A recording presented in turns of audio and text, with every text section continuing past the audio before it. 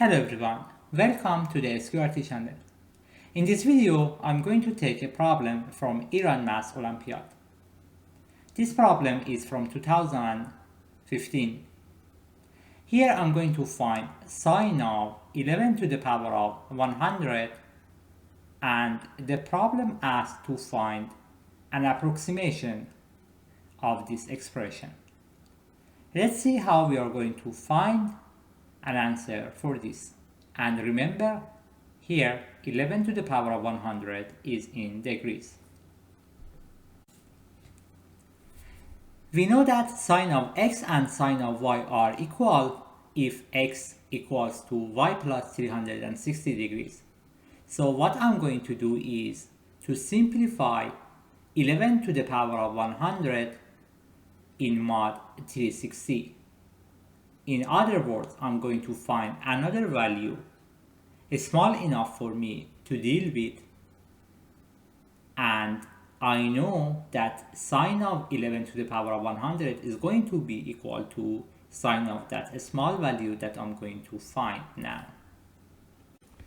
To do this, I need to start to find a value that I can deal with. So first of all, 11 to the power of 2 is 121, still less than 360. So the first thing that I can do is to find what I have for 11 to the power of 3. 11 to the power of 3 is 1331. If you find its mod 360,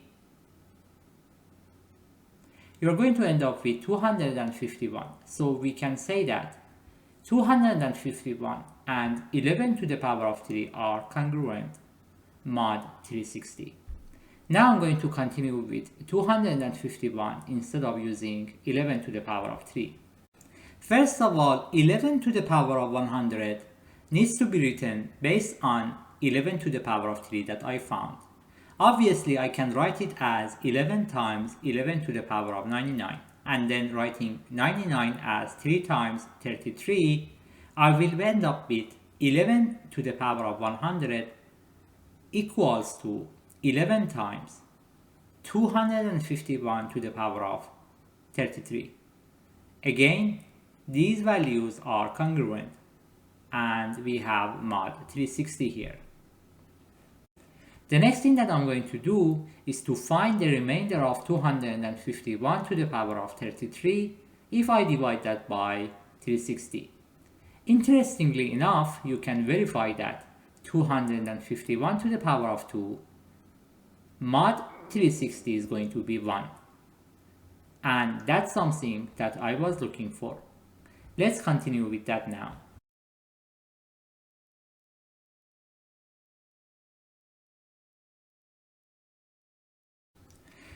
Now the first thing that I'm going to do is to write 251 to the power of 33 as 251 times 251 to the power of 32.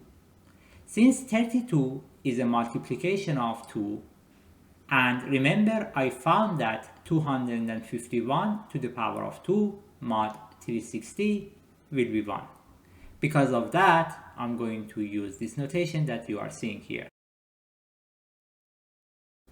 Now I'm going to replace 1 for 251 to the power of 2, and then you will see that the outcome is going to be 11 times 251 times 1.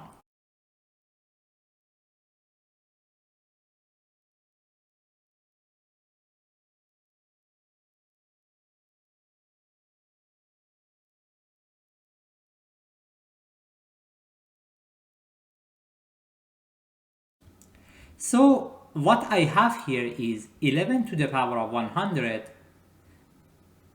and 11 times 251 are congruent when we have mod 360 operation.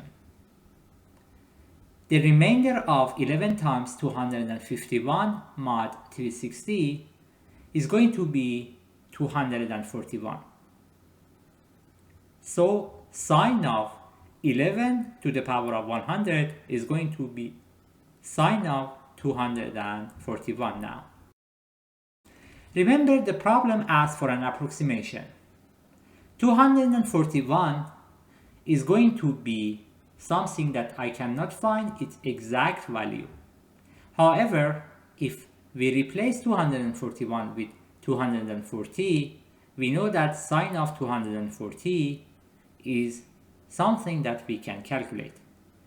Sine of 240 can be written as negative sine of 120, and sine of 120 can be written as 2 times sine of 60 times cosine of 60. And then we will replace the values that we have for sine of 60 and cosine of 60, and at the end you can see that sine of 240 is negative radical 3 over 2, and that's the approximation that we can find for sine of 11 to the power of 100. Thanks for watching the video.